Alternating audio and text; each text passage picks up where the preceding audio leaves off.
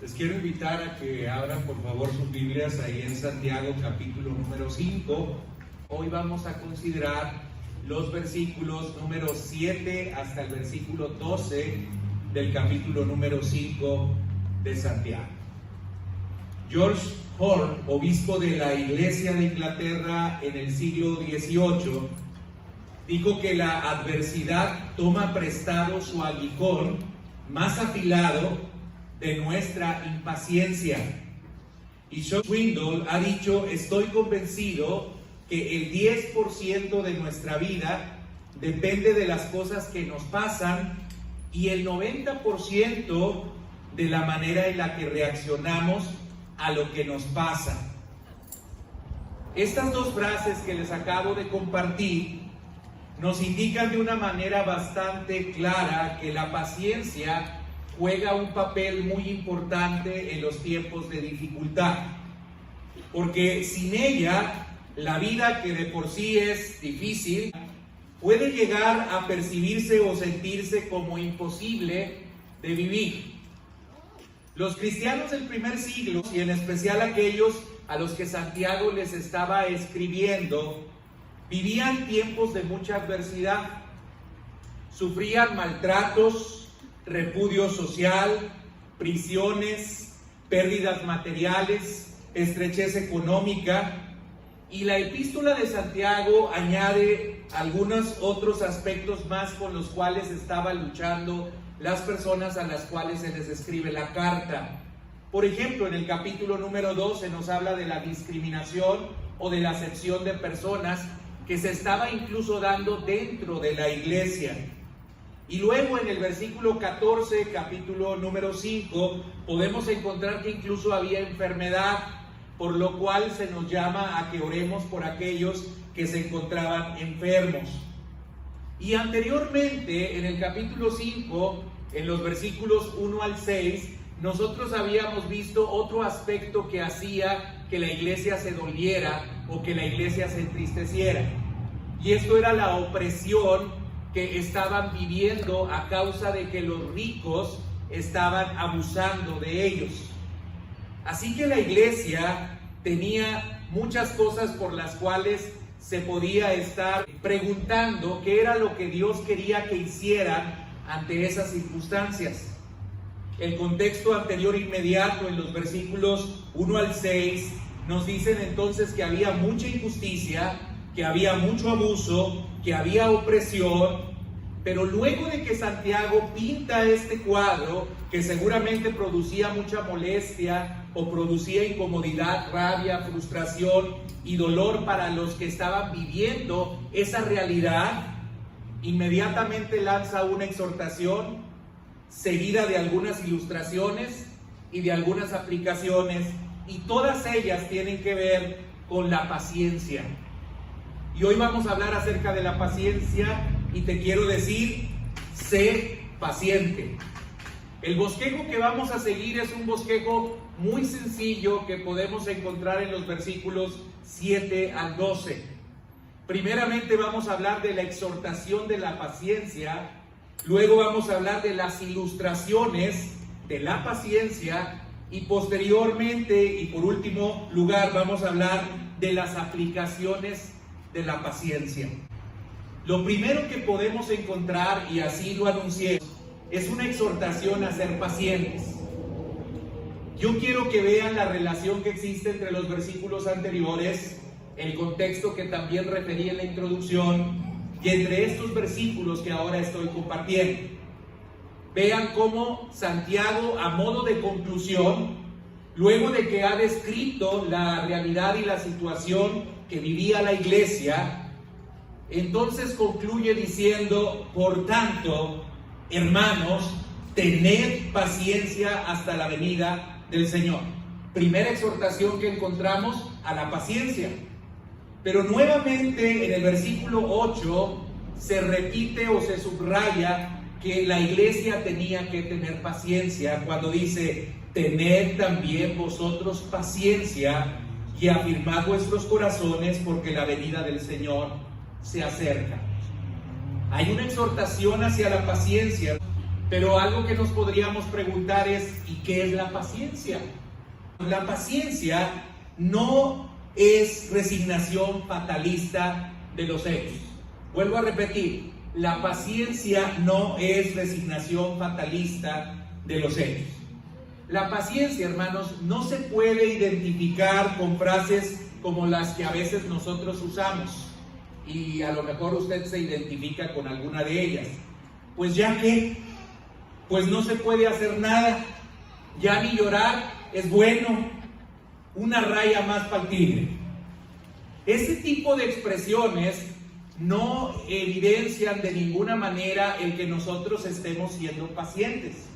Eso más bien lo que nos está mostrando, hermanos, es que nosotros nos estamos resignando de una manera fatal a la suerte que nos toca vivir, pensando que ya no hay nada que nosotros podamos hacer para cambiar esa suerte o para cambiar esa realidad. Y muchos cristianos confunden entonces la paciencia con ese fatalismo o con esa resignación en la cual decimos, pues ya me da igual lo que venga. De cualquier forma, no estoy bien y no voy a estar mejor.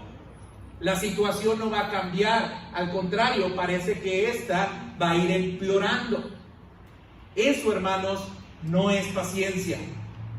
Tampoco la paciencia puede entenderse como una aceptación indiferente de todas las cosas, porque hay personas que reaccionan ante la adversidad con indiferencia. Las cosas les dan igual, no les interesa lo que les pase a ellos ni lo que les pase a los demás. No tienen sentimientos o tienen reacciones ante las circunstancias que viven. Y esto tiene que ver a veces con un mecanismo de defensa que nosotros oponemos para evitar el ser más dañados o más lastimados. Decimos, me conviene mejor no tener ninguna expectativa, porque si no tengo ninguna expectativa, entonces no puedo ser decepcionado ante la situación que vaya a ocurrir o que vaya a pasar. Pero eso, hermanos, no es paciencia.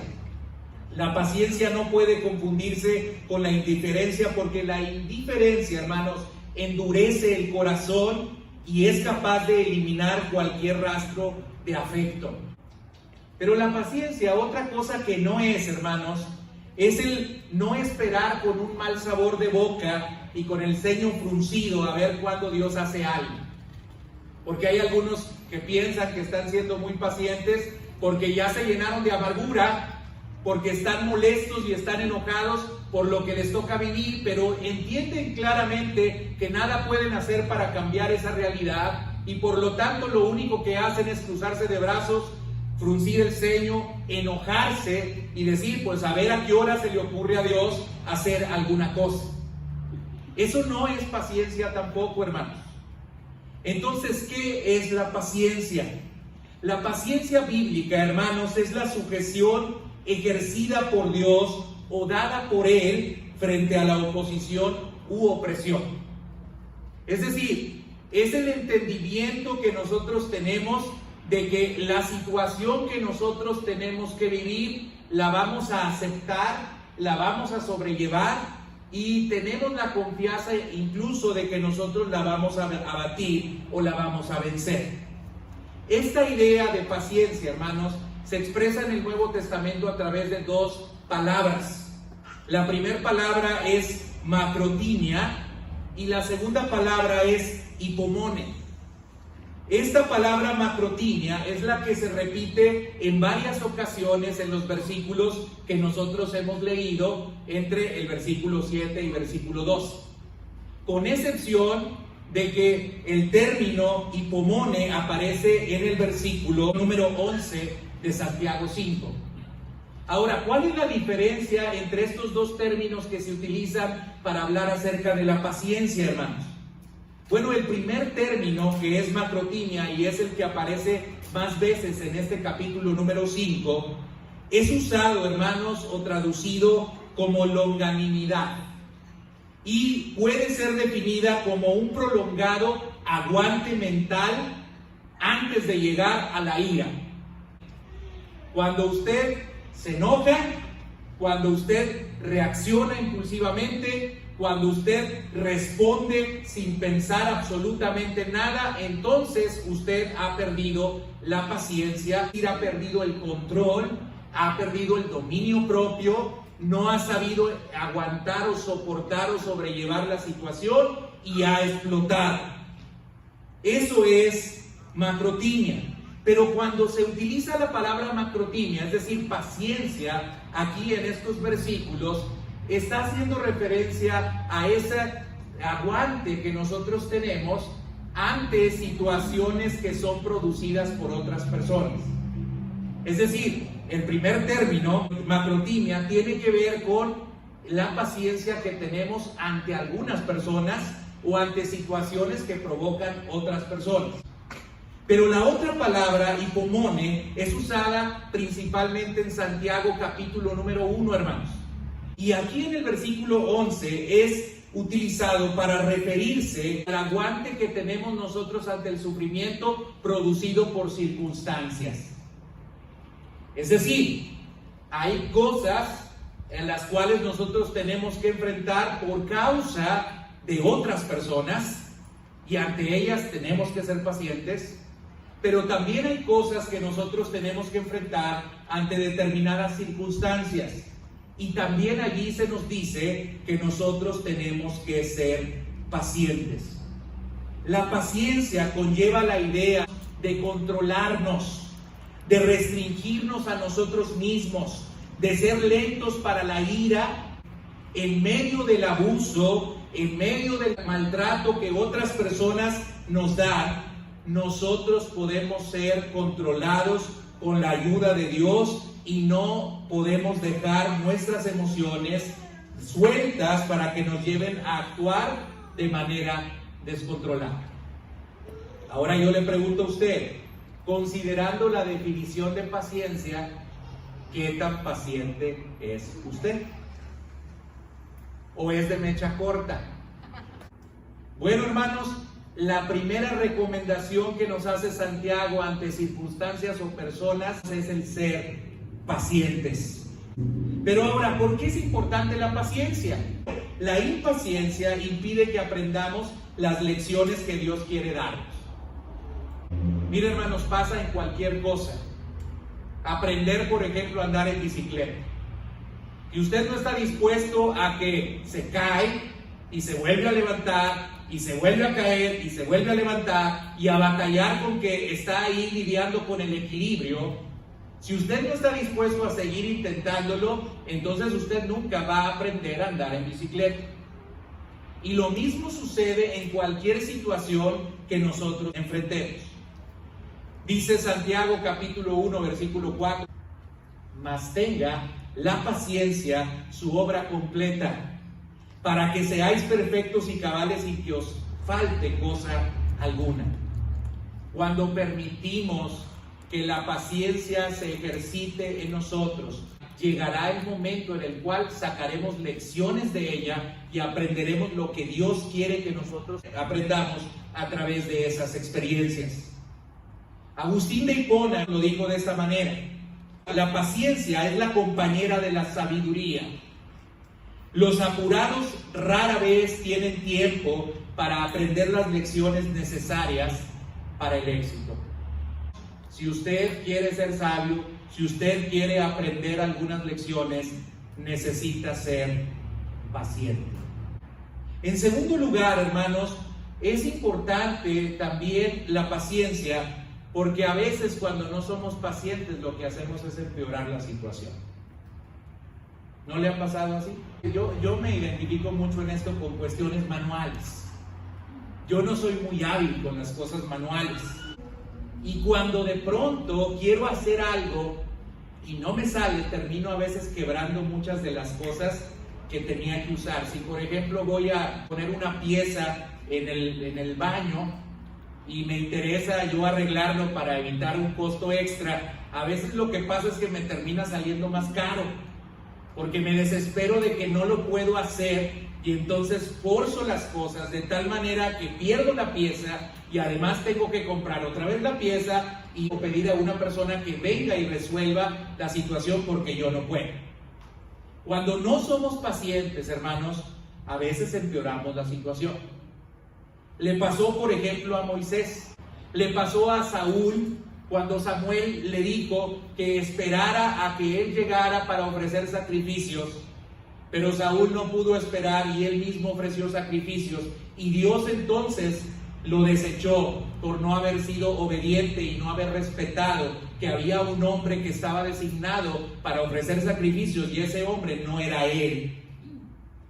Le pasó también a Abraham y a Sara, que empeoraron las cosas porque Dios le había dado una promesa a Abraham diciéndole: yo te daré descendencia, y pasaban los años y no sucedía eso, de tal manera que entonces a Abraham y Sara se les ocurrió una manera de tener descendencia.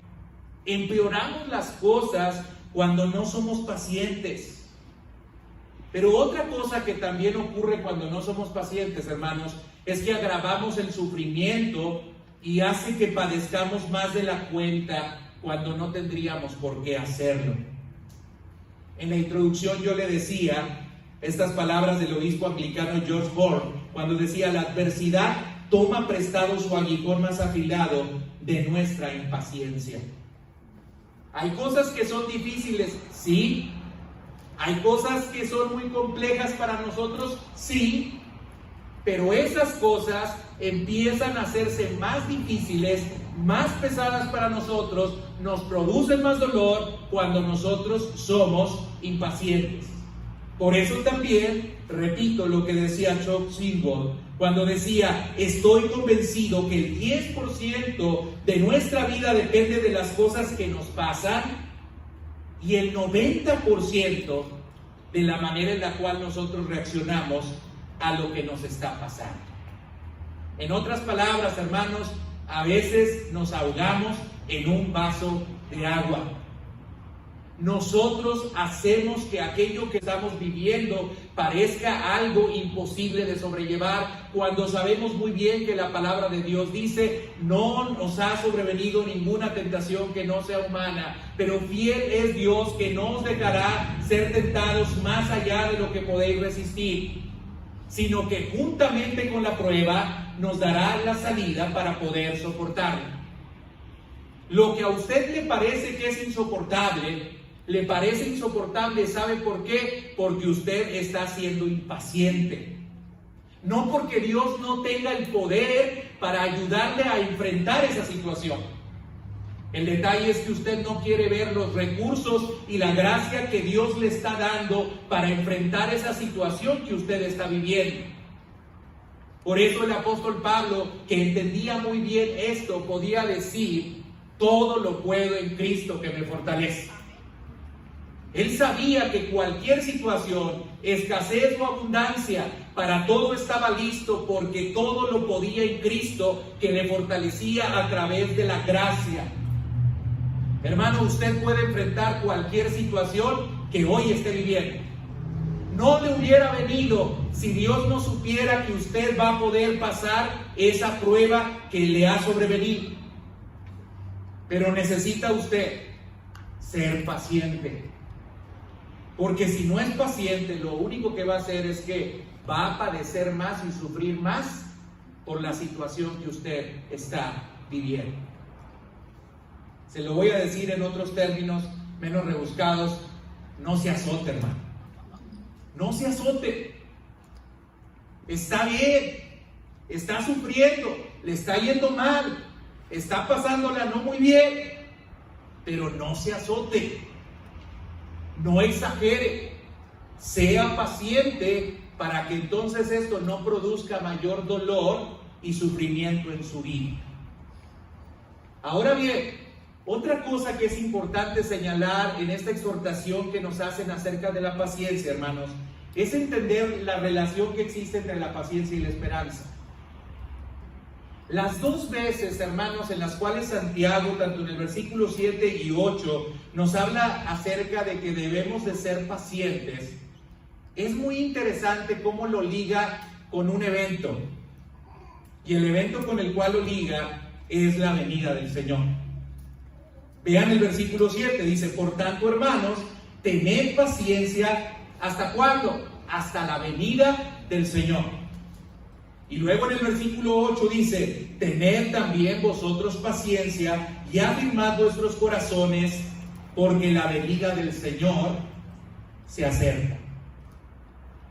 Mire, escúchame muy bien esto, hermanos. El elemento que nutre, fortalece y afirma la paciencia, hermanos, en nosotros, es la certeza que tenemos de que Dios vendrá a hacernos justicia. Que Dios vendrá a poner a cada quien en su lugar. Que Dios pondrá orden al caos que nosotros estamos viviendo. Los cristianos, hermanos, podemos tener paciencia porque tenemos esperanza. Por eso yo les decía, hermanos, que la paciencia de ninguna manera es fatalismo. La paciencia no es conformismo. La paciencia no es pasividad. La paciencia es el control que tenemos en medio de las pruebas que nosotros estamos viviendo, porque sabemos que tenemos esperanza. Por eso no perdemos el control. Por eso podemos estar en paz. Por eso podemos estar tranquilos. Porque sabemos en quién hemos confiado y porque sabemos que Dios es justo. ¿Lo escuchó, hermano? Dios es justo. A lo mejor usted dice, esta realidad familiar yo no tendría por qué estarla viviendo. Y a lo mejor ya se ha desesperado. Bueno, está sufriendo las consecuencias de su impaciencia, pero quiero decirle, tome paciencia, escuche la exhortación que Dios le hace, sea paciente, porque usted, a diferencia de los demás, usted sí tiene esperanza. Paciencia está relacionada siempre con la esperanza. ¿Sabe por qué usted y yo podemos ser pacientes? Porque Hebreos 10:30 dice, mía es la venganza, yo pagaré, y otra vez el Señor juzgará a su pueblo. En Romanos 12:19 se nos dice, amados, nunca os venguéis vosotros mismos, sino dad lugar a la ira de Dios, porque escrito está, mía es la venganza, yo pagaré, dice el Señor. En Nahum capítulo 1, versículos 2 y 3 dice, Jehová es Dios celoso, Jehová es vengador y lleno de indignación. Se venga de sus adversarios y guarda enojo para sus enemigos. Jehová es tardo para la ira y grande en poder, y no tendrá por inocente al culpable. Jehová marcha en la tempestad y el torbellino, y las nubes son el polvo de sus pies. ¿Por qué nosotros podemos tener esperanza? Porque sabemos quién es nuestro Dios, hermanos. Segunda Tesalonicenses 1, versículo 3 al 10, el apóstol Pablo le escribía a una iglesia que estaba sufriendo y que estaba padeciendo por causa de Cristo. Pero vea lo que le decía el apóstol Pablo. Debemos siempre dar gracias a Dios por vosotros, hermanos, como es digno, por cuanto vuestra fe va creciendo y el amor de todos y cada uno de vosotros abunda para con los demás. Tanto que nosotros mismos nos gloriamos de vosotros en las iglesias de Dios, por vuestra paciencia y fe en todas vuestras persecuciones y tribulaciones que soportáis. Y sigue diciendo en el versículo 5, esto es demostración del justo juicio de Dios, para que seáis tenidos por dignos del reino de Dios, por el cual asimismo padecéis. Porque es justo delante de Dios pagar con tribulación a los que os atribulan. Y a vosotros que sois atribulados, daros reposo con nosotros cuando se manifieste el Señor Jesús desde el cielo con los ángeles de su poder, en llama de fuego, para dar retribución a los que no conocieron a Dios ni obedecen al evangelio de nuestro Señor Jesucristo, los cuales sufrirán pena de eterna perdición, excluidos de la presencia del Señor y de la gloria de su poder, cuando venga en aquel día para ser glorificado en sus santos y ser admirado en todos los que creyeron, por cuanto nuestro testimonio ha sido creído entre vosotros. El apóstol Pablo le habla a la iglesia de Tesalónica y les dice, ustedes son ejemplo de prueba, Ustedes son ejemplo de tribulación, ustedes son ejemplo de paciencia y de fe en medio de las situaciones que les ha tocado vivir. Pero quiero decirles una cosa, esto no va a terminar así. Las mismas tribulaciones con las cuales ustedes están siendo atribulados son atribulaciones con las cuales van a ser atribulados aquellos que han producido este sufrir en ustedes. Hermanos, cuando la iglesia recibía este mensaje de parte de Santiago, la iglesia estaba, como les referí, viviendo situaciones muy lamentables. Y no se comparan en nada con las situaciones que nosotros estamos viviendo. No se comparan en nada, hermanos. Yo sé que usted sufre, yo sé que yo sufro, yo sé que todos sufrimos y sé conjugar como usted se da cuenta. Pero nada de esto es comparable con lo que estaba viviendo esta iglesia. Lo que estaba viviendo la iglesia en el primer siglo no es comparable con lo que nosotros vivimos. Pero hermanos, estas iglesias tenían paciencia y tenían esperanza.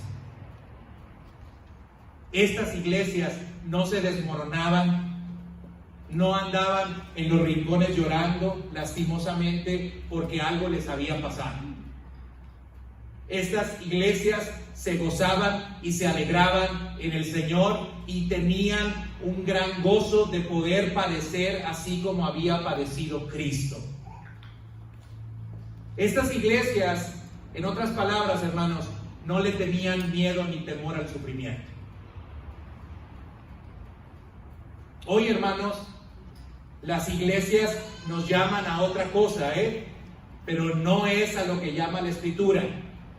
Y por eso se produce todavía mayor frustración y mayor tristeza en las personas. Porque muchas iglesias, en lugar de llamarnos a padecer por causa de Cristo, nos llaman a parar de sufrir. Pare de sufrir. Yo estaba endeudado, pero entonces fui y compré el aceite de Jerusalén y entonces Dios me bendijo y ahora ya no tengo deudas y ahora soy un empresario próspero y Dios me ha bendecido grandemente. Hermanos, pues eso lo dicen para hacer mercado. Eso lo dicen para que la gente siga aportando y dando. Y para que esos falsos hombres se enriquezcan y la gente se siga empobreciendo. Hermanos, así no funcionan las cosas. Ahora, no quiero ser fatalista porque estamos diciendo que la paciencia no es fatalista. No le quiero decir que Dios no pueda hacer algo hoy por usted y con lo único que tenemos que esperar es que Cristo venga y esperar el cielo. El salmista decía: hubiera yo desmayado si no creyese que veré la bondad de Jehová en la tierra de los vivientes. ¿En dónde? Aquí, ahora. Es decir, la justicia de Dios vendrá plenamente y totalmente cuando Cristo venga. Pero algo que usted y yo debemos de saber es que Dios sigue siendo justo. Y que Dios sigue interviniendo. Y que Dios sigue teniendo control de las cosas. Y que el Dios sigue viendo lo que usted sufre y lo que usted padece, y Dios va a retribuir a usted porque ha sido fiel, porque ha esperado, porque ha confiado en Él, porque ha sido gozoso y feliz en medio de la situación que a usted le toca vivir. No, hermanos, la esperanza de los cristianos no solamente está en el cielo. Dios cambia realidades el día de hoy y Dios sigue siendo justo el día de hoy. ¿De qué manera hará justicia? Él lo sabe, hermanos. Pero a veces nosotros entramos en un conflicto y pensamos que de nada sirve todo lo que nosotros hacemos. Que de nada sirve el que nosotros queramos ser fieles a Dios. Y ese conflicto, hermanos, es un conflicto que algunas personas que creían en Dios también tuvieron. Iniciábamos leyendo el Salmo 37. El paralelo del 37 es el 73, hermanos. Y habla acerca del conflicto que vivía el salmista, porque veía que algunos que hacían el mal eran prosperados, y ellos que buscaban vivir de manera justa no eran prosperados. Y vean lo que dice el Salmo 37, acompáñenme, versículo número 1 al 11. Salmo 37 del 1 al 11.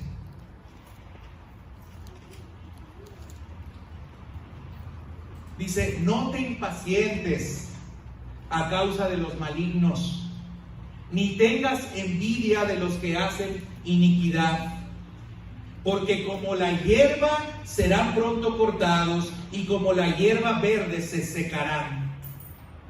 Confía en Jehová y haz el bien, y habitarás en la tierra y te apacentarás de la verdad. Deleítate a sí mismo en Jehová, y Él te concederá las peticiones de tu corazón. Encomienda a Jehová tu camino y confía en Él, y Él hará. Exhibirá tu justicia como la luz y tu derecho como el mediodía. Guarda silencio ante Jehová y espera en Él. No te alteres con motivo del que prospera en su camino, porque el hombre que hace maldades, que hace maldades. Deja la ira y desecha el enojo. No te excites en manera alguna a hacer lo malo, porque los malignos serán destruidos. Pero los que esperan en Jehová, ellos heredarán la tierra. Pues de aquí a poco no existirá el malo, observará su lugar y no estará allí, pero los mansos heredarán la tierra y se recrearán con abundancia de paz. Hermanos, esa es la esperanza que tú y yo tenemos, y por eso no nos tenemos que impacientar. Dios en su tiempo va a poner a cada quien en su lugar. La paciencia es algo que debemos procurar. Somos exhortados a ser pacientes, a no perder el control, a no enojarnos, a no responder de la misma manera en la cual se conducen los demás, a no ser vencidos de lo malo, sino vencer con el bien el mal. Hermano, resista, sea paciente, espere el fruto. Las cosas no suceden de la noche a la mañana, pero tenemos un Dios que es justo y todo lo ve, hermanos, y no dará por inocente al culpable. Por eso, hermanos, la paciencia no solamente es exhortada, sino es ilustrada a través de este pasaje en Santiago capítulo 5. Y ahora vea lo que se nos dice en el versículo 7, en la parte B. Mirad cómo el labrador espera el precioso fruto de la tierra, aguardando con paciencia hasta que reciba la lluvia temprana y la tardía. La primera figura para ilustrar cómo debemos de ser pacientes es el labrador. Pero hay dos figuras más. Si usted va al versículo 10, podemos encontrar: hermanos míos, tomad como ejemplo de aflicción y de paciencia a los profetas que hablaron en el nombre del Señor. Y hay una tercera y última figura que es Job, cuando en el versículo 11 se nos dice: habéis oído de la paciencia de Job. Tres ilustraciones, hermanos, que nos pueden ayudar como una referencia cuando nosotros estamos padeciendo o estamos sufriendo algún tipo de injusticia, y que nos puede dar lecciones importantes de cómo Dios siempre interviene a favor de nosotros. La primera, el labrador, hermanos. Es importante que nosotros sepamos que ser labrador de tierra o trabajar con la tierra es un trabajo que requiere mucha paciencia. Las cosas no ocurren de la noche a la mañana. Usted va, ara el lugar, prepara y pone alguna tierra, va y siembra. Y ojalá que al otro día nada más llegáramos y le echáramos agua y todo está listo y todo está preparado. Hay personas que son muy pacientes, hermanos, para trabajar con la tierra. que incluso están lejos de la tierra que trabajan y tienen que ir todos los días hasta la tierra que ellos trabajan, en algunas ocasiones pues con pocos recursos, pero con la confianza de que aquello que ellos están haciendo les va a producir algún fruto. Algunos caminan, otros a lo mejor se gastan lo último de la gasolina que tenían para poder llegar al lugar que quieren preparar para ver luego el fruto del trabajo que ellos realizan, y se requiere mucha paciencia. Quizás usted conozca, hermanos, que hay un bambú que se llama el bambú japonés. El bambú japonés se dice que es un bambú muy peculiar porque se siembra y durante 7 años se tiene que estar regando al bambú, pero no sale absolutamente nada en 7 años. El crecimiento del bambú es hacia abajo, las raíces. 7 años, imagínese usted llegar y decirle tengo que echar agüita y no pasa nada. Y al otro día le eché agüita, no pasó nada. 7 años, todos los días, regando el bambú y no ocurre nada. Pero sabe, al 7º año, en 6 semanas, entonces se da un crecimiento de 30 metros. En 6 semanas. Y yo le pregunto a usted, ¿el crecimiento se dio en realidad en las 6 semanas? Se dio en los 7 años, hermanos. Tenemos que ser pacientes. Y la figura del labrador nos ayuda para entender que las cosas no suceden de hoy para mañana. Y esto tiene aplicación en todos los órdenes de la vida, hermanos.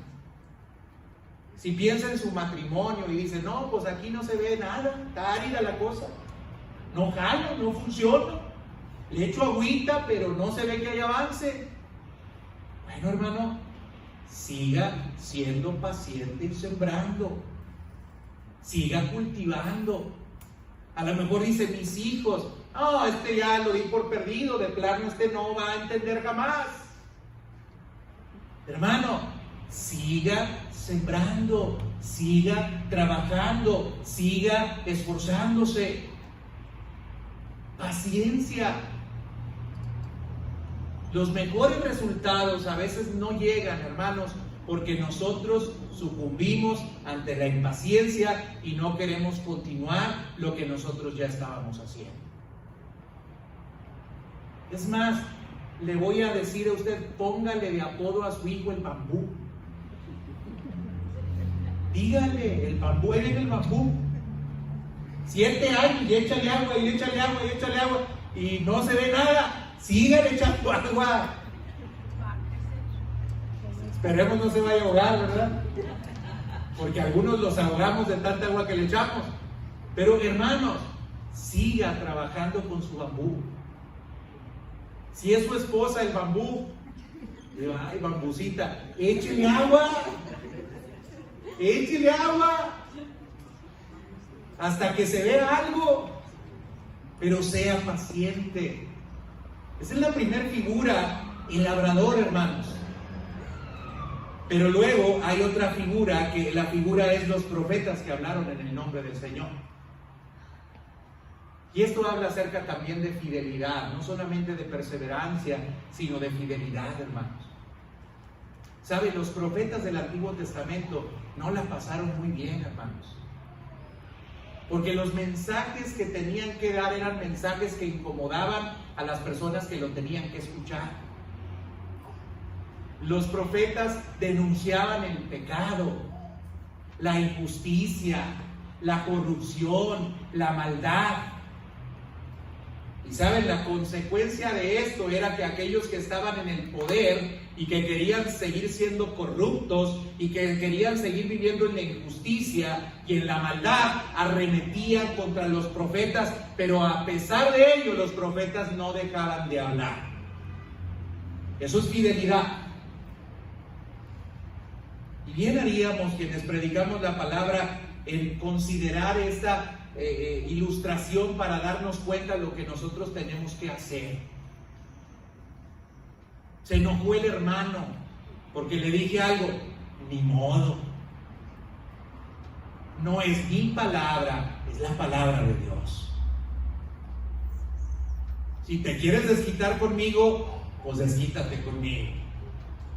Pero no es mi palabra, es la palabra de Dios. Y Jeremías lo sufrió, hermanos. Jeremías fue puesto en el cepo. En el capítulo 20 de Jeremías nos hablan de cómo fue enviado a la cárcel. Se le puso el cepo, que era un instrumento que se ponía en la cabeza de madera, se ponía en los brazos y en las piernas, se encadenaba prácticamente y se ponía como si fuera una yunta de buey. Se le ponía para que tuviera que cargar eso, porque Jeremías predicaba y anunciaba y hablaba la palabra de Dios. ¿Pero usted cree que Jeremías dejó de hacerlo porque lo metieron a la cárcel? Él fue fiel y siguió hablando la palabra de Dios.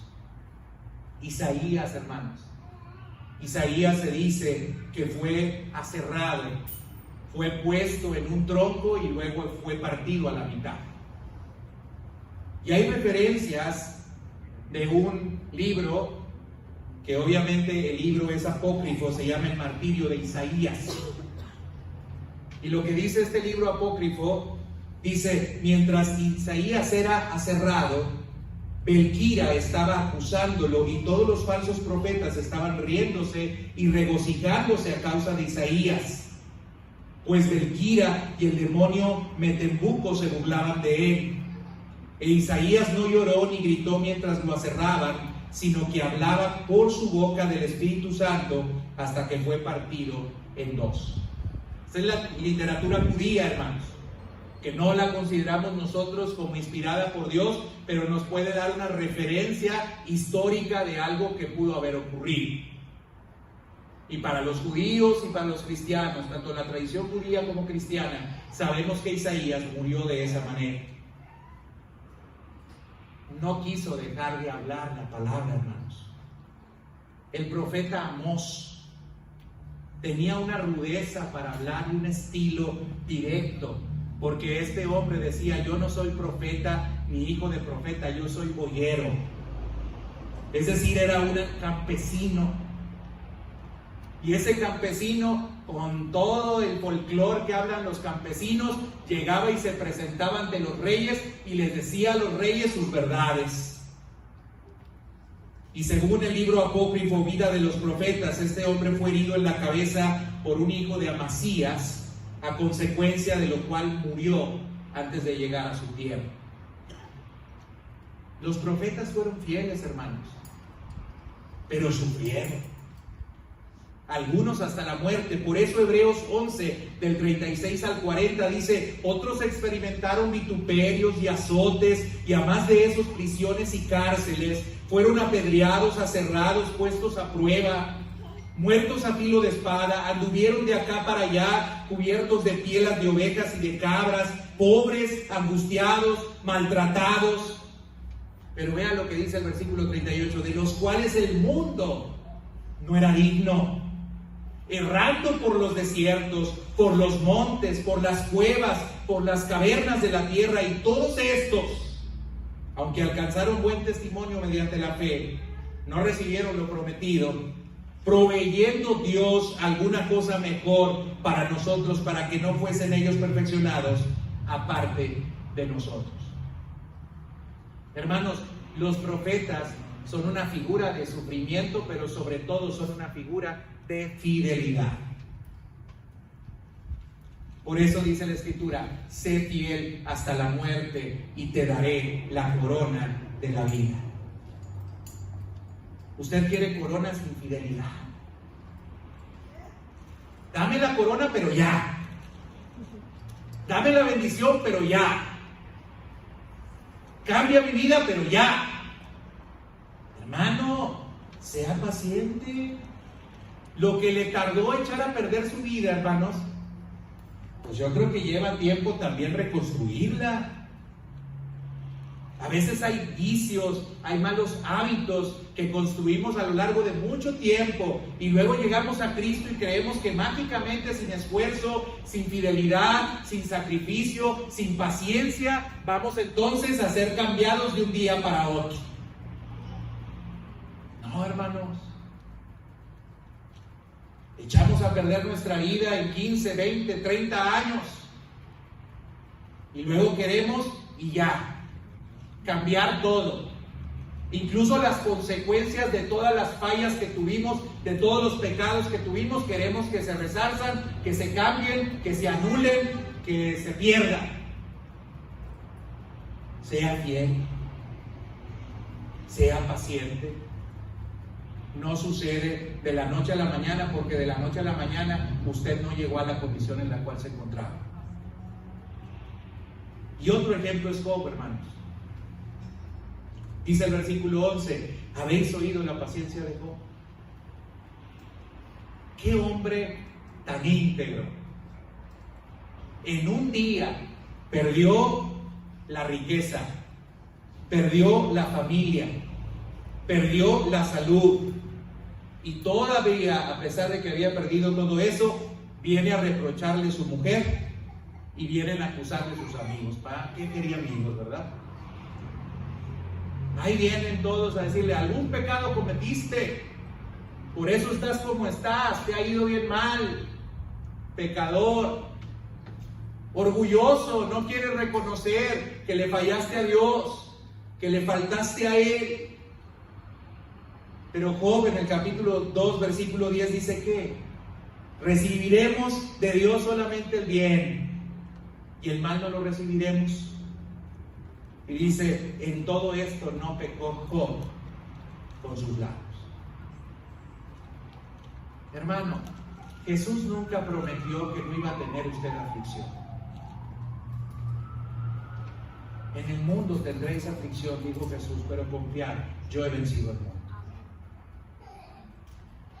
Y sabe, algunas de las aflicciones vienen como pruebas a nuestras vidas, pero algunas de ellas son consecuencia de nuestro pecado.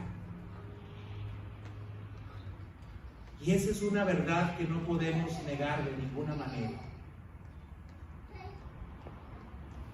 Tiene que aprender del ejemplo de Job. Por eso Santiago en el capítulo 1 dice: recibid con sumo gozo, o gozarte con sumo gozo cuando os encontréis en diversas pruebas, porque la prueba de vuestra fe produce paciencia. Me gusta mucho cómo lo dice la Biblia Libre de Phillips, la traducción Biblia Libre de Phillips. Dice: recibid como al amigo a la prueba. Hermano, algo le va a enseñar la prueba. Así como llega su amigo y le dice: vente a echarnos unos tacos, con la prueba, véngase, unos tacos, a ver qué tienes que decirme, qué me tienes que enseñar, qué me quieres compartir, qué me quieres dar. Como la amiga a la prueba, con gozo cuando nos encontremos en diversas pruebas. Estas son las tres ilustraciones. Lo último son aplicaciones de la paciencia, hermanos. Vea lo que dice el versículo 9 ahora de Santiago capítulo 5. Hermanos, no os quejéis unos contra otros para que no seáis condenados, sea que el juez está delante de la puerta.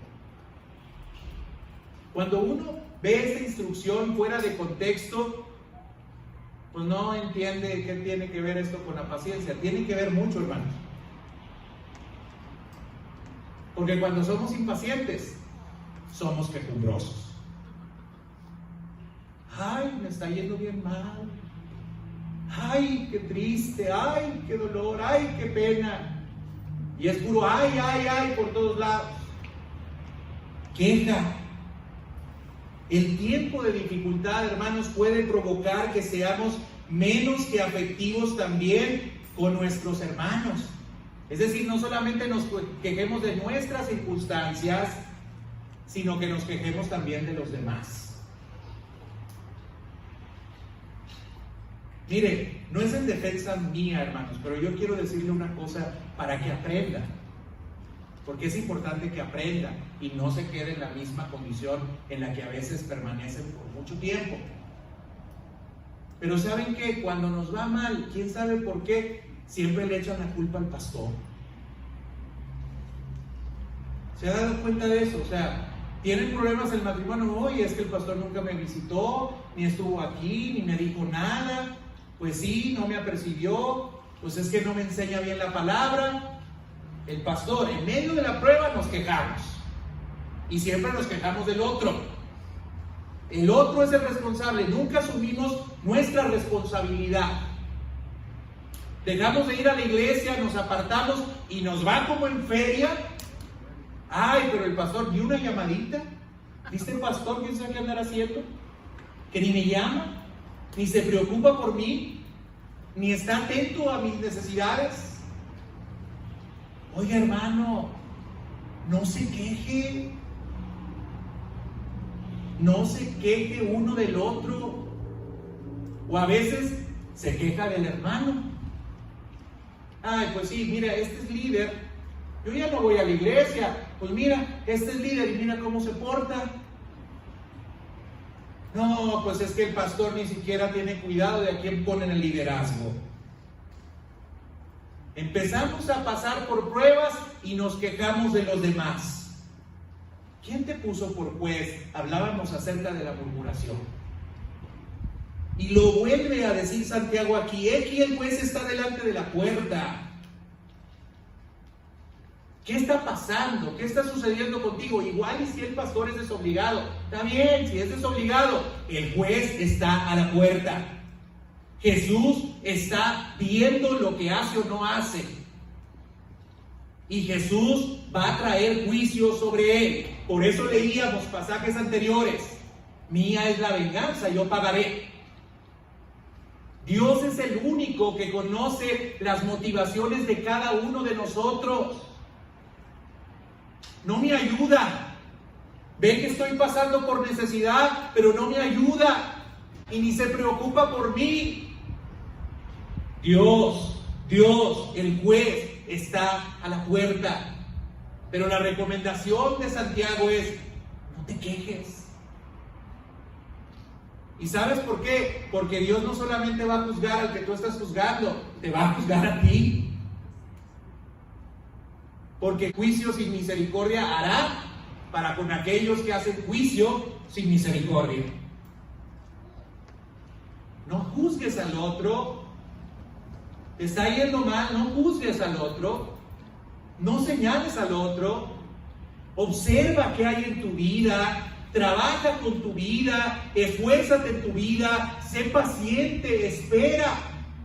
Habrá un tiempo para juzgar las cosas, pero no te toca a ti juzgarlas.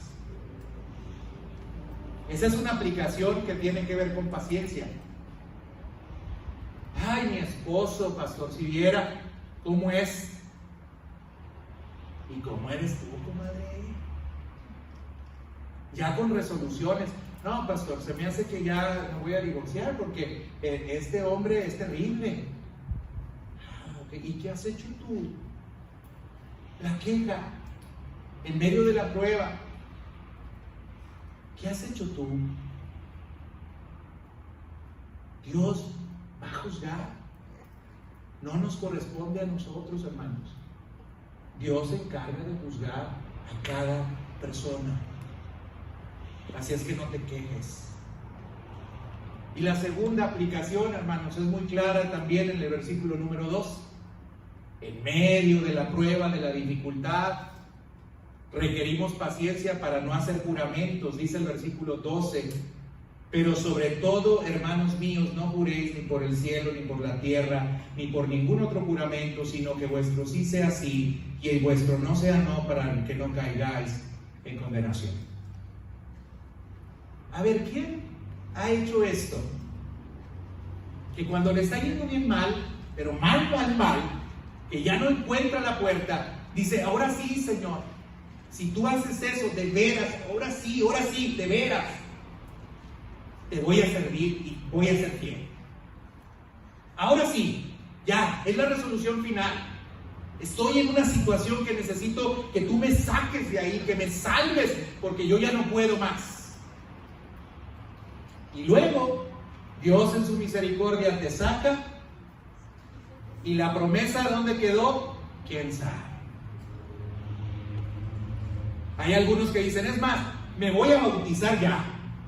Estuve postergando mucho eso, pero ya me voy a bautizar, como si el bautizo te limpiara, como si el agua fuera mágica. Lo que va a transformar y cambiar tu corazón es la resolución que tengas de seguir realmente a Cristo y de obedecer. Pero ahora sí me bautizo, y ahora sí, para que vean que yo estoy comprometido. Y nomás Dios te saca de la situación que tú estabas viviendo y se te olvida aquella promesa que tú habías hecho. En medio de las pruebas, hermanos, en medio de las dificultades, no andes jurando, ni andes haciendo promesas. En la iglesia católica tradicionalmente se hacen mandas, ¿no? Ahí voy a hacer mi manda. Y si se me cumple, le voy a echar ganitas y voy a ir de rodillas hasta quién sabe dónde y voy a presentar no sé qué cosas de ofrenda. Y se les cumple porque Dios es misericordioso con todos. Dice la palabra de Dios y es clara, dice que Él es el Salvador de todos los hombres y mayormente los que creen. Dios hace salir el sol sobre buenos y sobre malos. Y Dios tiene misericordia de todos aquellos que le dicen, Señor, ayúdame. Pero lo que nos está diciendo aquí Santiago es, no jures, no hagas promesas. Y nos está repitiendo la enseñanza de Cristo en Mateo 5, del 34 al 37, cuando en la última parte del versículo 12 se nos dice, no juréis ni por el cielo, ni por la tierra, ni por ningún otro juramento. En el contexto judío, hermanos, había una costumbre que había algunos juramentos a los cuales ellos le llamaban juramentos obligatorios y juramentos no obligatorios. Los juramentos obligatorios eran aquellos en los cuales cuando tú jurabas, el juramento lo hacías en el nombre de Dios, utilizabas el nombre de Dios. Esos eran los juramentos obligatorios. Y los no obligatorios eran aquellos en los cuales pues habías dicho algo, pero no habías utilizado el nombre de Dios. Entonces esta expresión, acuérdense que Santiago es escrita para las 12 tribus que están en la dispersión. Esta expresión era conocida, o esta costumbre era conocida por los judíos. Y había judíos bien mañosos, como hay cristianos contemporáneos muy mañosos, que decían, no, pero este fue juramento no obligatorio. O de otra manera, para traerlo a nuestro tiempo, hice changuitos. Cuando lo dije, hice changuitos. Entonces no vale. Que tú sí seas sí y que tú no seas no. No tienes que andar haciendo juramentos. Si Dios te está enseñando a través de la prueba que necesitas acercarte a Él, acércate ya. Y no andes de hablador. Si Dios te está diciendo que necesitas entregar tu vida a Cristo ya, entrégala y córrele. Pero no andes diciendo que mañana, que pasado mañana, que a lo mejor sí, que puede ser, que no lo sé. No, tu sí, sí, tu no, no. Si en medio de la prueba necesitas a Cristo, ven a Cristo. Si no, no andes hablando, no andes diciendo, no andes jurando, no jures, no prometas, cumple aquello que has dicho que tienes que hacer. Esas son las recomendaciones que Santiago nos hace en medio de un momento muy difícil que vivía la iglesia y que a lo mejor es cercano a lo que hoy nosotros estamos viviendo. Quiero cerrar con esto, hermanos. John Matheson escribió, nosotros comúnmente asociamos la paciencia con el acostarnos. Lo tenemos como un ángel que guarda el sofá de una persona inválida. Pero hay una paciencia que es aún más difícil. La paciencia que puedes tener cuando corres. Hebreos 12:1 dice, corramos con paciencia la carrera que nos queda por delante. Si hay algo más difícil, hermanos, es el poder continuar cuando estamos bajo tensión. Es el tener un gran pesar en nuestro corazón y aún así seguir corriendo. Es el tener una angustia profunda en nuestro ser, en nuestro espíritu, y a la vez continuar cumpliendo con tus tareas diarias. Esto es lo que hacía Cristo y es lo que nos llama Cristo a que nosotros hagamos. Correr con paciencia. La paciencia no es inactividad. La paciencia no es sentarte y decir a ver qué pasa. La paciencia es tener control, dominio. Y en medio de la tensión que estás viviendo en tu casa, en tu negocio, en tu trabajo, con tus hijos, no perder ese control y seguir adelante, creyendo que tienes esperanza y que Dios va a hacer algo. De eso se trata la paciencia, hermanos. Y esa es la más difícil de tener. Porque cuando Dios te avienta y te lanza al hospital y no te queda otra cosa más que estar en el hospital, pues no te queda opción. Pero diariamente nosotros podemos decidir si queremos ser pacientes o no. ¿Ves que las cosas no van bien en tu matrimonio?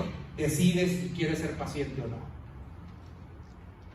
¿Ves que tus hijos están mal? Decides si quieres ser paciente o no. ¿Ve que tu negocio está mal? Decide si quieres ser paciente o no. ¿Ve que la iglesia va mal? Decide si quieres ser paciente o no. Pero es una exhortación que nos hace Santiago el día de hoy. ¿Cómo quiere vivir usted? ¿Cuál es el resultado que usted desea y espera? Los cristianos tenemos esperanza. Los cristianos somos los últimos que renunciamos a algo. La gente no tiene ninguna esperanza respecto a las cosas, pero nosotros no es que seamos solamente entusiastas, es que tenemos seguridad del porvenir. Sabemos quién es Dios. Sabemos que sus promesas son fieles, son reales, son verdaderas. Y por eso esperamos. Y por eso aguardamos. Y por eso somos pacientes.